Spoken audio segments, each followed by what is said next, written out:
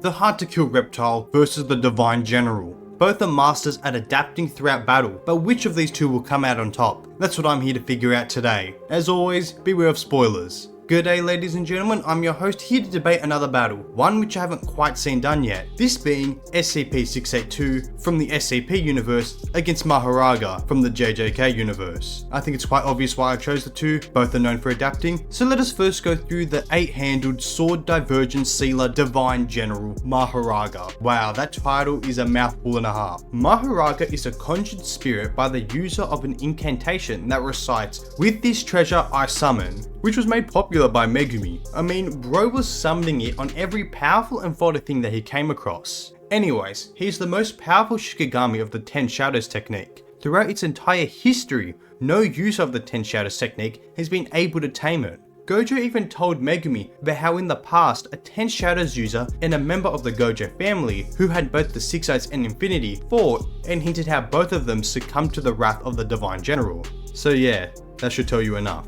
I think it's first good to start off with its main ability. This Shikigami has the unique ability to adapt to any and all phenomena, which practically means that he's capable of adapting to anything and everything thrown at him. The adaptation isn't instant, instead Mahoraga's adaptation is ceaseless, with the Shikigami continuously evolving to better counter its opposition. I think most can agree that base form Mahoraga is between town to small city level in terms of attack potency. In his battle against 15 Finger Sukuna, he showed a low end relativity in the manga and a mid end relativity in the anime. This is the same Sukuna which no-div Jogo while having fun. Jogo was even capable of creating an earthquake throughout Shibuya City with his maximum meteor. This would mean that Megumi's Mahoraga far outscales Jogo, and even if we downplayed this feat, we could get it around to the town city block level of attack potency. This is supported also as Sukuna and Mahoraga's battle was destroying Shibuya City, and some of you may argue that since they didn't destroy the city in its entirety, then the attack potency cannot be city level. To that I disagree, which we'll go into later, but at the lowest spectrum, Megumi's Mahoraga can adapt to around city block level. And once Sukuna had taken a hold of Megumi, he was capable of summoning Mahoraga, and his was so much more powerful than Megumi's. This is due to Mahoraga sourcing its base power from the sorcerer's own curse energy. So yeah, that's already a strong base form. Hence, I'm leaning towards town to small city levels of attack potency at a high ball, yet if we look at his higher limit, we can easily argue that he transcends the laws of space and time. This was because he was capable of adapting to Gojo's limitless technique. This technique brings the concept of infinity into reality, allowing the user to manipulate and distort space at will. And if you think that sounds OP, that's because it is. Gojo throughout the series is practically untouchable. This is something that Mahoraga was forced to overcome, and that he did, as he was capable of slicing off Gojo's arm.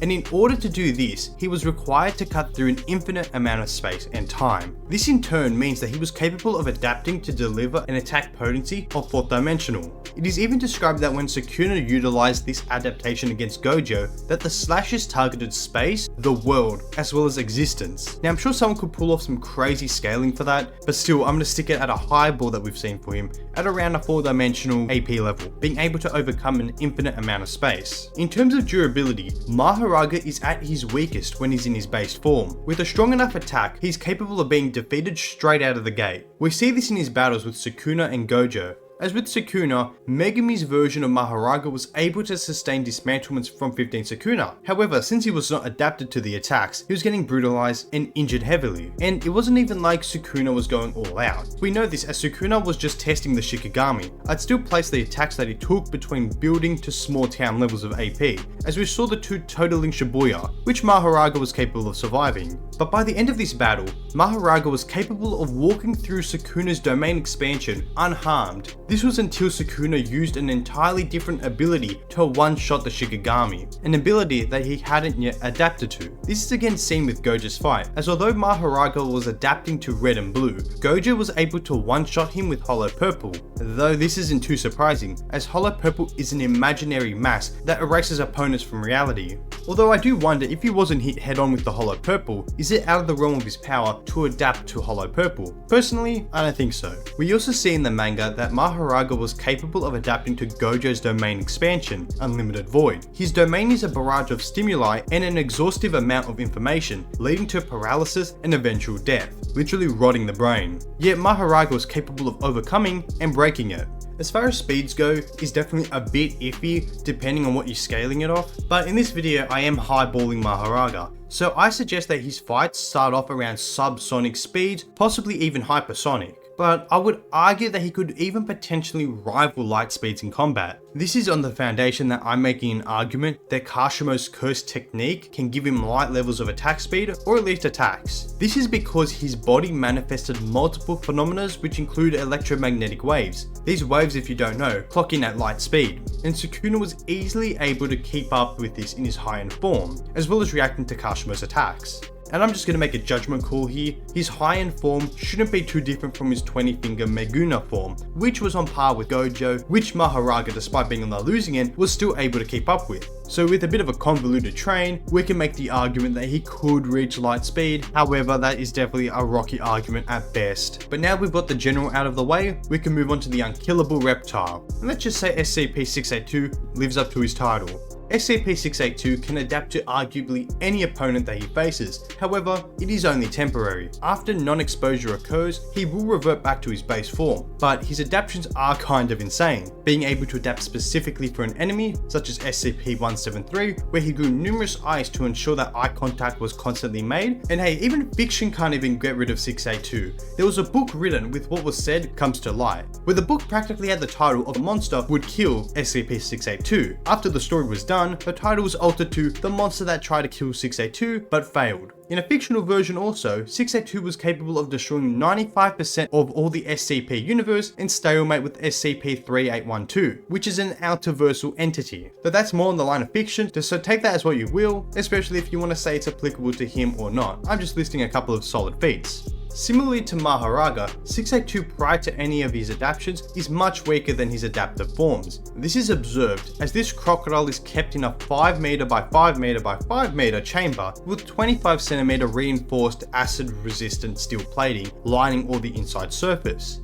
The containment chamber is always filled with hydrochloric acid, which the SCP is submerged in and incapacitated in as the acid eats away at him, which I think is kind of crazy that a universe eater can be thrown into something like that, but it shows just how great of an adapter he truly is if he goes from this level all the way up to that. Jumping into attack potency, in base form I place him at around building level. I've even seen some people say war level, but the fact that he escaped so many times from a facility that's meant to contain him, I say he's at least a building plus level. You can scale this even more, based on the fact that SCP-203 stated that if he was nuked on the moon, he'd end up growing larger than Saturn and consuming the solar system. You can place him from planet to star levels of attack potency, and definitely even more if you look at some of his more impressive feats. His durability also fluctuates depending on the enemy, which again fluctuates with the plot. We can see this as he was sustaining damage from SCP-173 and 096, both of which can deliver around building levels of damage, but yet again this goes bounds ahead depending on the enemy, as he can sustain planetary attacks and even outerversal levels of attacks. But this isn't to overhype him, as there have been numerous instances of the Foundation being able to injure this SCP to the point of recapturing him just utilizing gunfire. Just tell me it isn't insane that SCP-682 goes from tanking gunfire and often succumbing to it before being recaptured, all the way to resisting existence erasure. What? Why is that a thing? How does it jump up that big? I mean, yeah, I know adaptation, but still, it is insane. As far as 682's speed is concerned, it is a bit contentious. However, I wouldn't mind placing him at around the hypersonic level, possibly low hypersonic, as he was capable of keeping up in combat with both SCP-096 as well as SCP-076. Although SCP-173 was capable of snapping his neck when he wasn't meeting eye contact, and he's around high hypersonic speeds. So in my opinion, he sits comfortably at low hypersonic, with adaptation putting him much higher than that, surpassing light speed. And the big thing that I'll reiterate is that SCP-682's adaptation level varies on the opponent that he's facing. For example, you don't see him growing to the size of a planet to fight SCP-173. Almost like for every force that is given, there is an equal and opposite force met. Sometimes that means growing eyes, sometimes that means getting better suited for the fight, becoming more armored up, but hey, that's why his adaptation is so great. Alright, but now that we've gotten these two set out, let's get into who wins between these two masters of adaptation. Well, I do have a big feeling that most of yous would pretty much disregard Mahoraga due to 682's higher level of scaling, but we do have to remember that this battle is between SCP-682's base form as well as Sukuna's Mahoraga. So in this form, we have Mahoraga at around town to small city level of AP and durability, as well as supersonic to light speeds of combat. Meanwhile, 682 would be around building level plus for both attack potency as well as durability, with hypersonic levels of speed, which could be adapted higher to meet its opposition. However, even building level for durability can be said to be a bit much considering he can still take damage from gunfire. I think this works well for our Divine General in the beginning of the fight, as he'd be able to outperform 682, especially as Shikagamis are invisible to non-sorcerers. However, I am confident 682 would definitely be able to adapt to see Mahoraga, so then it becomes a battle of adaptation. The issue I'm meeting though is that being like Mahoraga is able to adapt to, let's say, slashes in general. However, if he got hit by, let's say, a planetary level slash, would that take him out, or would he resist it due to his adaptations to slashes? There's also the issue that Mahoraga hasn't displayed nearly enough power to take down 682 for good.